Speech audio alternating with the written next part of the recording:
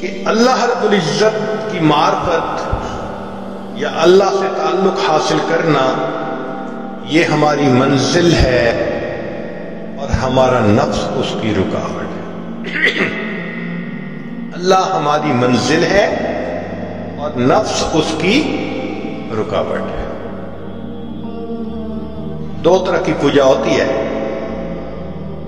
ایک ہے اللہ کی پوجا کہ ہر حال میں اللہ کی منشا کو پورا کرے، ایک ہے کہ نہیں اچھی لگی تو بات کر لی، اور اگر طبیعت کے خلاف ہے شریعت کا تو طبیعت پہ عمل کر لی۔ یہ نفس کی غلامی ہوتی ہے۔ یاد رکھیں، زر پرستی، زن پرستی، شہوت پرستی، بت پرستی، نفس پرستی، یہ تمام کی تمام بت پرستی کی اقسام ہیں، خدا پرستی کوئی اور چیز۔ اللہ کو پوجنا یعنی اللہ کی ہر حال میں ماننا، یہ الگ چیز ہے۔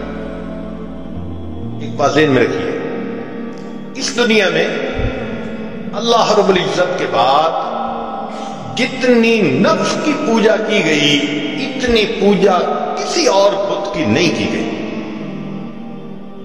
انسان نے سب سے زیادہ اپنے نفس کو پوجا ہے اللہ کے بعد۔ قرآن مجید میں فرمایا اَفَرَأَيْتَ مَنِ اتَّخَذَ إِلَٰهَهُ هَوَاهُ، کیا دیکھا آپ نے اسے جس نے اپنی خواہشات کو اپنا معبود بنا لیا؟ تو قرآن پاک سے ثابت ہو رہا ہے کہ انسان اپنے خواہشات کی پوجا شروع کر دیتا ہے، وہ خدا کا پجاری نہیں رہتا، وہ نفس کا پجاری ہوتا ہے۔ ہمیں فیصلہ کرنا ہے کہ ہم کس کے پجاری ہیں۔ اگر ہم بد نظری کرتے ہیں، ہم حکم خدا کو چھوڑ کر نفس کی مانتے ہیں۔ اگر انٹرنیٹ پہ بیٹھ کے غیر عورتوں کو دیکھتے ہیں، ہم اللہ کی نہیں مانتے، ہم نفس کی مانتے ہیں۔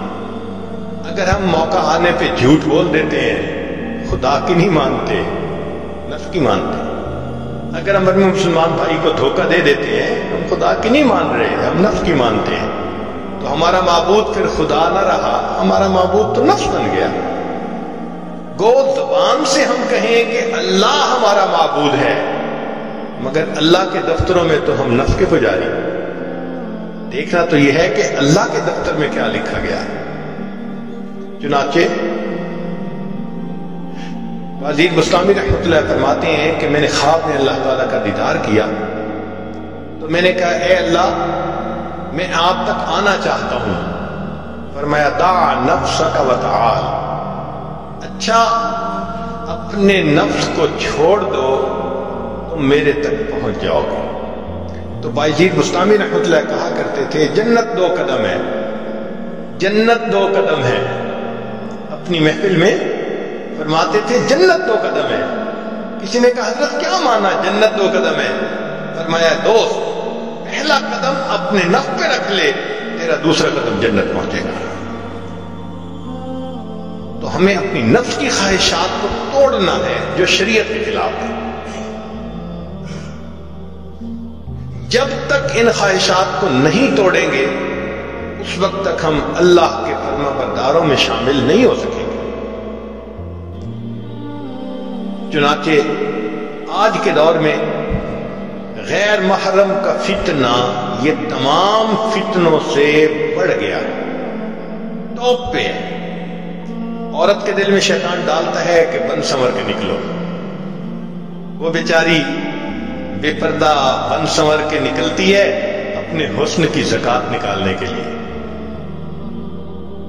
حدیث پاک میں آتا ہے بے پردہ عورت جب گھر سے نکلتی ہے شیطان کا ایک گروپ اس کے پیچھے لگ جاتا ہے، وہ لوگوں کو متوجہ کرتا ہے، لوگوں دیکھو اس کو۔ اب لوگ اس کو دیکھتے ہیں تو عورت سے بے پردگی کروائی شیطان نے اور مرد سے بد نظری کروائی، نتیجہ کیا ہوا؟ یہ بھی گناہگار وہ بھی گناہگار۔ اور آج کل تو نوجوان بچے اور بچیوں کو لگتا ہے کہ بس ایک ہی چیز کی تلاش ہے۔ ایک وقت تھا جب نوجوان آپس میں ایک دوسرے سے عہد کرتے تھے اتنی تہجد پڑھا کریں گے، اتنا روزہ رکھیں گے، اتنی تلاوت کریں گے، اس میں مقابلہ ہوتا تھا۔ آج تو یا انٹرنیٹ ہے یا فیس بک ہے، اسی کے اوپر وقت گزرتا جا رہا ہے۔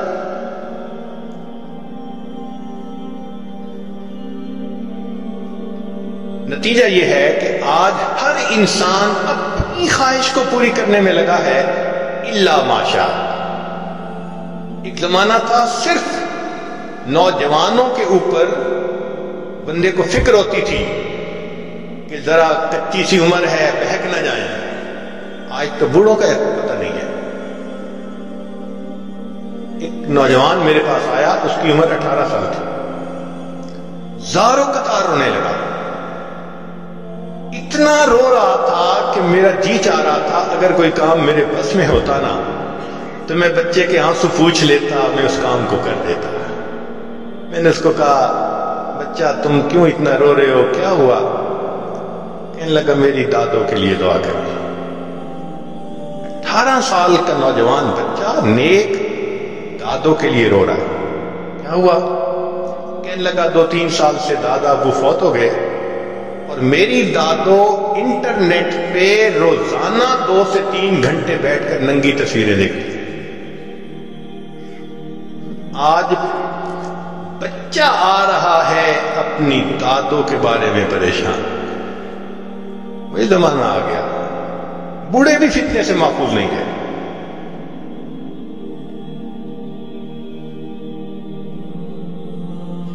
تو اللہ رب العزت ہماری منزل ہے اور اس کی رکاوٹ نفس ہے۔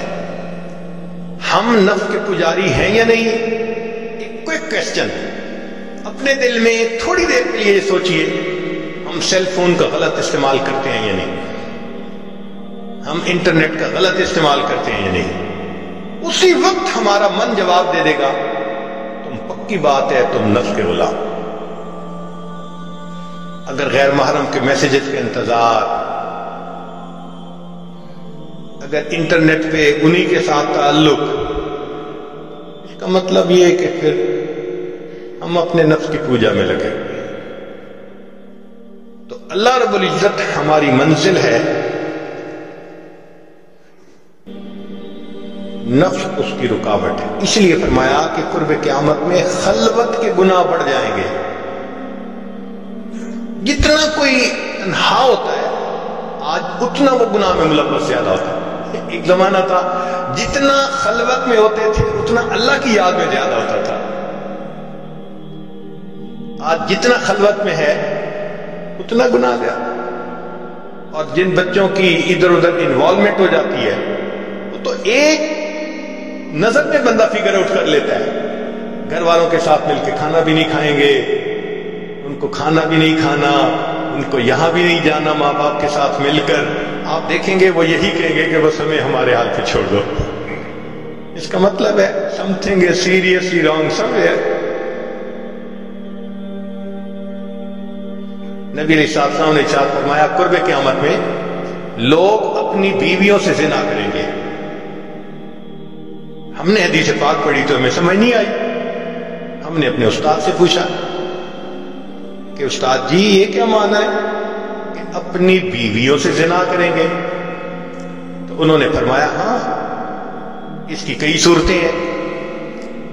ایک صورت تو اس کی یہ ہے کہ مرد یا عورت کوئی کفریہ بول دے اور نکاح ٹوٹ جائے اور ان کو اس کا پتہ ہی نہیں کہ نکاح ٹوٹا یا نہیں۔ اور واقعی آج تو کفریہ کلمات کا علم ہی نہیں لوگوں کے پاس۔ بہت سینسیٹیو مسئلہ ہے یہ۔ مالا بدھ من میں فارسی کی کتابیں ہم مفتی صاحب سے پڑھ رہے تھے تو جب انہوں نے کلمات کفر پڑھائے تو ہماری آنکھیں کھل گئیں۔ اس میں حضرت مفتی کفایت اللہ رحمۃ اللہ علیہ نے لکھا ہے، مفتی قاضی ثناء اللہ پانی پتی رحمۃ اللہ علیہ نے لکھا ہے کہ اگر دو بندے گفتگو کر رہے تھے، ایک نے کہا کہ یہ تو شریعت کی بات ہے اور اگلے نے جواب دیا رکھ پرے شریعت کو فقط کفر، وہ آدمی کافر ہو گیا۔ شریعت کے بارے میں ایسی بات کہہ دینا کہ رکھ پڑے شریعت کو، ایمان کہاں بچتا ہے؟ سوچئے۔ تو ہمیں چاہیے کہ ہم علماء سے پوچھیں کہ بھئی کلمات کفر کون کون سے ہیں۔ یہ نہ ہو کہ کہیں ایسے جملے ہم بولیں، کئی جملے تو بہت کامن ہیں۔ مثلا علماء نے لکھا ہے کہ کسی نے کہا کہ کہاں رہتے ہو؟ دوسرے نے کہا فلاں جگہ رہتا ہوں۔ او خدا دے پچھاوڑے، خدا کے پچھاوڑے یعنی خدا کے پیچھے رہتے ہو، کفر، ایسا بندہ کہنے والا کافر ہو جاتا ہے۔ تو ان کا علم حاصل کرنا ضروری کہ کہیں ہم تو اپنی گفتگو میں کوئی ایسی بات نہیں کہہ جاتے، اور اگر نکاح ٹوٹ گیا تو پھر اپنے ذہن میں میاں بیوی رہ رہے ہیں اور زنا کا گناہ لکھا جائے۔ تو فرمایا کہ مرد قرب قیامت میں اپنی بیویوں سے زنا کریں گے۔ ایک صورت تو یہ ہے، یہ کفریہ کلمہ بیوی بولے تو بھی نکاح ٹوٹا، خامد بولے تو بھی نکاح ٹوٹا۔ اور دوسری صورت ایک دوسرے کے ساتھ آرگومنٹس، اور یہ تو ہر گھر کی آج بات نظر آتی ہے۔ جس گھر میں دیکھو الا ماشاء اللہ وہی حال ہے۔ جب شادی ہوئی میں بولتا تھا، بیوی سنتی تھی۔ اس نے کہا پھر، کہتے ہیں پھر بچے ہو گئے، پھر بیوی بولتی تھی میں سنتا تھا۔ اس نے کہا پھر، کہتے ہیں پھر ہم دونوں بوڑھے ہو گئے، ہم دونوں بولتے تھے محلے والے سنتے تھے۔ تو بڑھاپے میں آرگومنٹس اور زیادہ۔ اب ان آرگومنٹس میں ہوتا کیا ہے کہ مرد کی زبان سے کنائے میں طلاق نکل جاتی ہے۔ کنایا کہتے ہیں کہ لفظ تو طلاق کا نہیں بولا، لیکن بات ایسی کر دی کہ جس کا مفہوم طلاق والا ہوتا ہے، اس کو کنائے میں طلاق کہتے ہیں۔ اب یہ گناہ بہت زیادہ ہے کہ غصے میں کہہ دیتے ہیں چلی جا، مجھے تیری کوئی ضرورت نہیں آج کے بعد۔ اس قسم کے الفاظ کہ جس کا نتیجہ یہ نکلے کہ تو میری بیوی نہیں ہے، اس کو کنایا کہتے ہیں۔ اب اس کے مسئلے بھی سیکھنے چاہیے۔ بھئی نکاح کیا ہے تو کیسے ٹوٹ سکتا ہے، یہ مسئلے بھی تو آنے چاہیے نا۔ یہ کہاں لکھا ہوا ہے کہ آپ ٹیکس کے سب مسائل جانتے ہیں، بزنس کے سب کوڈز جانتے ہیں، فلاں کا سب نالج آپ نے حاصل کیا ہوا ہے، اور ایک مومن نکاح کر لیتا ہے اور اس کو نکاح طلاق کا پتہ ہی نہیں ہوتا۔ یہ کہاں کا انصاف ہے؟ شریعت کہتی ہے علم حاصل کرو، ایسا نہ ہو کہ کنائے میں طلاق ہو جائے، ہمیں پتہ بھی نہ ہو اور میاں بیوی مل کے رہے۔ اور آج تو یہ معاملہ ہے کہ زبان سے طلاق کہہ دیتے ہیں، ہو بھی جاتی ہے، پتہ بھی ہے دونوں کو، مگر بدنامی ہو جائے گی، پھر ایک دوسرے کے ساتھ رہ رہے ہیں۔ چنانچہ ہمیں ایسے لوگ ملے، 5 وقت نمازی، تہجد پڑھنے والا، سب نیکی کرنے والا۔ خود اس نے مجھے کہا کہ آج سے 8 سال پہلے میں نے اپنی بیوی کو طلاق دے دی تھی غصے میں۔ ویسے میں نے غصے میں دی تھی۔ میں نے کہا کبھی کسی نے بیوی کو خوش ہو کے طلاق دی؟ دیتا تو غصے میں ہی ہے نا۔ یہ کیا بات ہوئی کہ غصے میں دی تھی؟ بھئی طلاق تو ہو گئی۔ اور جی پھر بعد میں ہم نے سوچا وہ بھی نیک ہے، میں بھی نیک ہوں، بدنامی ہو جائے گی، بچے خراب ہو جائیں گے، تو بس پھر ہم نے پھر اکٹھا رہنا شروع کر دیا۔ نہ رشتہ داروں کو پتا، نہ علماء سے پوچھا، پھر میاں بیوی اکٹھا رہ رہے ہیں، ایک گھر ایک کمرے میں۔ اب بتائیں زنا ہو رہا ہے کہ نہیں ہو رہا؟ قربان جائیں وہ سچے نبی صلی اللہ علیہ وسلم کی مبارک زبان پر 1400 سال پہلے وارن کر دیا تھا کہ قرب قیامت میں لوگ اپنی بیویوں سے زنا کریں گے۔ آج اس بات کی ضرورت ہے ہم دین کو پڑھیں، دین کو سمجھیں، دین کو سیکھیں، تاکہ اپنی زندگی شریعت کے مطابق گزار سکیں۔ اور یہ ایسا گناہ ہے زنا، اللہ اکبر، کہ قرآن مجید میں اس کے لیے فرمایا خالدین وَيَخْلُدْ فِيهِ مُهَانًا، خالدین فیہا کا لفظ آیا تو مفسرین نے اس پر نقطہ لکھا کہ کافر ہمیشہ ہمیشہ جہنم میں رہیں گے، مومن مسلمان خطاکار کے لیے خالدین کا لفظ؟ تو مفسرین نے اس کا جواب دیا جی ہاں، یہ آپس میں انوالو تھے نا، تو کہتے تھے ہم کبھی ایک دوسرے کو نہیں چھوڑیں گے، ہم کبھی نہیں چھوڑیں گے ایک دوسرے کو. یہ جو وعدے کرتے تھے ہم کبھی ایک دوسرے کو نہیں چھوڑیں گے، ہمیشہ ساتھ رہیں گے. اللہ فرماتے ہیں میں بھی تمہیں پھر ہمیشہ ہمیشہ کا عذاب دوں گا. ایک حدیث پاک میں ہے قیامت کے دن اللہ تعالیٰ کے سامنے بوڑھا زانی آئے گا، اللہ تعالیٰ اس کے چہرے کی طرف نہیں دیکھیں گے. ایک روایت میں ہے قیامت کے دن بے پردہ جو ننگے سر پھرنے والی عورت ہوگی وہ اللہ کے سامنے کھڑی کی جائے گی، اللہ تعالیٰ اس کی طرف نہیں دیکھیں گے. یہ وہ گناہ ہے کہ اللہ تعالیٰ کی رحمت کی نظر ہی قیامت کے دن نہیں پڑے گی. آج اس سے بچنے کی ضرورت ہے. چنانچہ بات لمبی ہو گئی، میں اس کو مکمل کرتا ہوں کہ اللہ رب العزت سے ہم دعا مانگیں کہ اللہ تعالیٰ ہمیں مقصد زندگی کو سمجھنے کی توفیق عطا فرمائے.